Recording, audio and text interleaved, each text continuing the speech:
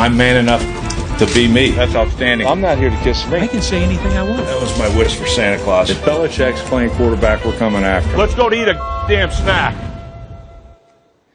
Honestly, we really need to get snacks for this segment. Can somebody get on that? I think so. Somebody? All right. And a bottle of that what, Randy? The Charles Wilson wine, baby. You know what it is. Anyway, let's get right to it. This week, Bears head coach John Fox on the loss to the Packers. He's talking about the quarterback situation. Take a listen to the coach speak. Well, like I said, we need to make a lot of changes. We'll evaluate everything, and we've got a lot of work to do here before we line up against Minnesota Monday night, and we're going to look at everything. Did you see? This is what he's trying to say. Please tell us what Fox is saying. This. Look, did you see that? Those passes, those air mails out there, 2 of them right there in the quarters coverage. Please, heck yeah, there's going to be a quarterback change. I'd go to Vince Evans if he was there. But get ready, Trubisky. He's the man. Uh-oh. All right, moving on to Mike McCarthy. This one is on questions about the Davante Adams hit after Danny Trevathan got the penalty here. Take a look. Didn't have a clean look at it, so I know it was late, and I know it was helmet to helmet. So as far as launching and all that, I couldn't tell you.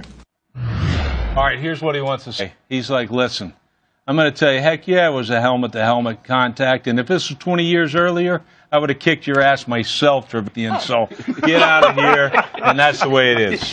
Wow. Okay, well, let's talk about that one a little bit, because there's been a lot of conversation about it. He's now, Adam said earlier, suspended for 2 games, but wasn't ejected for the game. And that's what I'm a little confused about. If it was that egregious, obviously New York is watching. We know that now in the rules.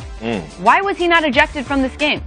Well, for me, I don't think he should have been suspended. I mean, the hit, nowadays it's all about how the hit looks. And it was helmet to helmet, I understand that. But if you watch Davante Adams, when he first made contact with the defender, he was on his tippy toes. So he's the highest he can possibly be. Trevathan is ready to go make contact with the guy who's being held up. But if you watch Davante's eyes, his eyes make contact with Trevathan, and all of a sudden he tries to make his body go limp so that he can get out of the way of the contact. And then if you look at the Green Bay Packers lineman, he's pushing the defender, which pushes a limp Davante Adams into Trevathan, which makes that hit even more severe than it would have been if he hadn't been pushed into him. So I know how it looks. I know Trevathan was going in. He put his head down. But once he goes down to make that hit, he's gone now. Ain't no pulling back. Right. And so when those guys push him into him, the impact is greater. I think the big thing is Trevathan's doing what you teach your kids. You know, you got to finish the play on defense, man. That's still alive. You play all the way through the whistle. And the defenders used to say, hold him up. Right. Yeah. And that's what that kid's Hold doing, him up. you got a shot at the guy, and you're going to take it. And the only thing that he did wrong, he just ducked his head at the end. He's taking a shot. He's going to finish the play. But it's when he ducked his helmet, he ducked his head, he hit him with the crown of his helmet. That's what is the thing that we're trying Randy, to outlaw. can you rep your receivers? I want to send a shout out to Trevathan because I've never heard him being a dirty player. Right. You know, I've never heard that throughout his whole career. And a shout out to Davante Adams for being able to give us the thumbs up and tweeting from his house because nobody in football wants to see that type of hit. I know as a receiver, I wouldn't want to be on that side of feeling that hit. But I think that what Charles was just talking about, just the momentum of carrying Davante Adams into the hit, it did look bad. But like I said, I don't know Danny Trevathan as a chief. Most people, though, they're not going to break the play down and see it for what it is. They're just going to see the mouthpiece fly out of his mouth. They're going to see Davante laying on the ground, and they're going to say, oh, you got to get him out of the game. Right. You got to look at the whole thing in totality. So wait, let me just clarify really quick. You're all in agreement that he should not have been suspended? No, sir. Correct. Don't just be so willing to take a man's money just because of the way the hit looks. All right, then. We got that clarified. Okay, moving on to the Vikings today. They're hosting the Lions at U.S. Bank Stadium. But before they kick off, how about a little inside access into how tight end Kyle like Rudolph he just woke up, don't he? is getting... Hey, he's got twin girls, okay? He's a tired man. Morning countdown cam. It's Kyle Rudolph. I'm here at my hotel, getting ready for game day. About time to go down for pregame meal. Got my outfit laid out. A little more casual today for the home game. Got a bomber jacket, some jeans, sneakers, t-shirt. Big division game today against the Detroit Lions. I hope you enjoy following me around this morning. What's up, Countdown Cam? Got my boys in the car. We're about ready to head over to the stadium. Started a tradition week 1. We can't break it, so we're carpooling over to the stadium. Boy Case Keenum, Blake Bell, go Vikes. Just got to the stadium. A little surprise for my boy Mosh. Apparently we're on the street. Michael Jordan is going to be here at the game today, so I wanted to do a little something special for my cleats.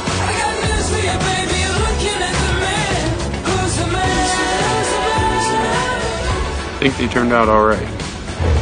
Countdown Cam, this is where I leave you guys on the sidelines at US Bank Stadium.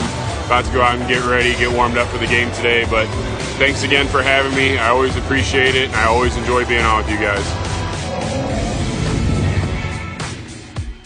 Thanks to Kyle for that. How cool, Michael Jordan at the game. No extra pressure. I mean, I know it's a different and sport. And with the third pick, it made the earth sick. Okay. MJ, fade away. Sam Bowie. Give me some. Give me somebody. Okay. All right. We got to talk about this. I still take Sam Bowie. Oh, oh my This is God. a whole different conversation. Unfortunately, I started it. But let's talk Vikings-Lions. I know you guys aren't always the biggest stat guys since you played and all that. But I got a stat for you, Randy, you might think is interesting. I'm listening. Stephon Diggs and Adam Thielen have more receiving yards in the first 3 games than Randy Moss and Chris Carter ever did. How about that? Must be better. Are you trying to say they need to be? Are you trying to say they need to be fitted for their jackets right now? I mean, maybe. Might as well. No, I'm saying numbers don't lie, right? Numbers do lie. Hey, those Hall of Fame careers are easy. Oh, geez. Sorry, I just love that. Oh, no, really, shout out to those 2 guys because, you know, looking at the Minnesota Vikings, they had Adrian Peterson for long, and they kept drafting wide receivers, trying to find that wide receiver. The next, I say, Randy Moss. You could say it. So, but the thing about it is now you have 2 guys. Where's Matt when you Hey, but for real, looking at these 2 guys, Thielen and Stephon Diggs, and what they'd be able to bring to the table, basically, you're plugging any quarterback in because those guys are out here making plays. It doesn't matter. You just plug a quarterback in, and you have to give credit when credit is due. No matter who the quarterback was the last couple years, Thielen and Diggs still find ways to continue to make plays for their offense. The quarterback situation is a really interesting one because there are a lot of unknowns still with Sam Bradford, and then when Teddy Bridgewater is able to come back. But Case Keenum played some ball last week, and I know you're saying it doesn't matter who the quarterback is. He could have easily not done well, and we'd be crushing him for it if he didn't. So a little bit of love there, but here's what I'll ask you, Rex. Do you think when you look at whether they have Sam or Case in the quarterback position, do they have enough around them to win the division either way? Well, they clearly do, but I think it's funny because we all picked Tampa last week. Yeah, all of us picked Tampa. So why? Because Case Keenum was in there. But when you look at it, you know, we got to look at the great receiving core. The young rookie running back's doing a great job. The offensive line is actually blocking some people this year, so that helps. And they've always had a good defense, and especially with Zimmer as the head coach, they're going to have, they're going to play good defense. So, yeah, I think they have enough, especially if Bradford gets back. You know, from a coaching perspective, you're always talking about bulletin board material. You want to use things for a little motivation. How about this? Vikings defensive end Everson Griffin called Lions left tackle Greg Robinson pretty lazy. Said he gets beat on the inside. Those fighting words. Do you post that up before the game? I mean, well, the only thing is, if you're worried that your left tackle doesn't have any confidence, maybe you don't. But and if you watch him, he's got to try to block this kid. But I like the fact that Griffin's like, hey, you know what? I'm gonna beat you. I'm gonna outwork you. He's already told me he's gonna outwork you.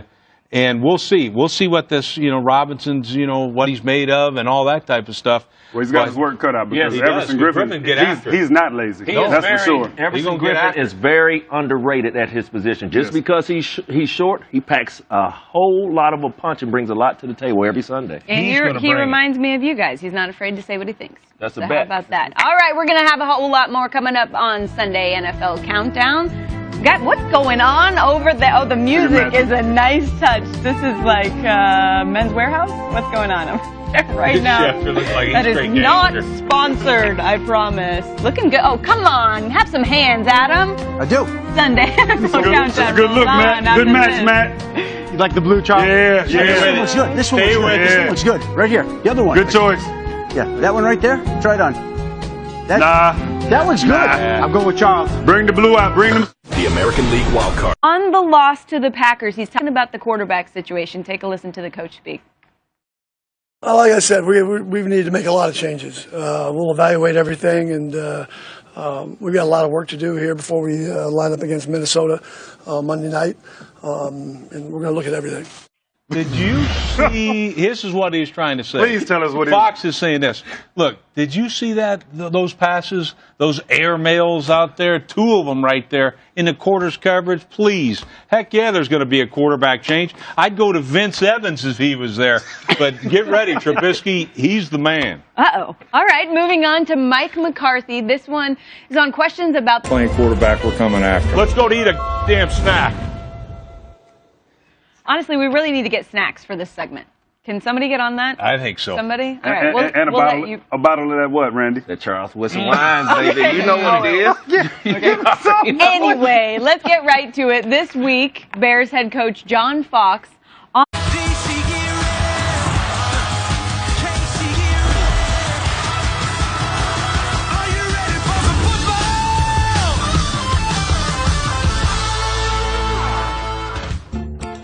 I'm man enough to be me. That's outstanding. I'm not here to kiss me. I can say anything I want. That was my wish for Santa Claus. If Belichick's the Devontae Adams hit after Danny Trevathan got the penalty here. Take a look. Didn't have a clean look at it, so I know it was late, and I know it was helmet to helmet. So as far as the launching and all that, I couldn't tell you. All right, here's what he wants to say. He's like, listen, I'm going to tell you, heck yeah, it was a helmet to helmet contact.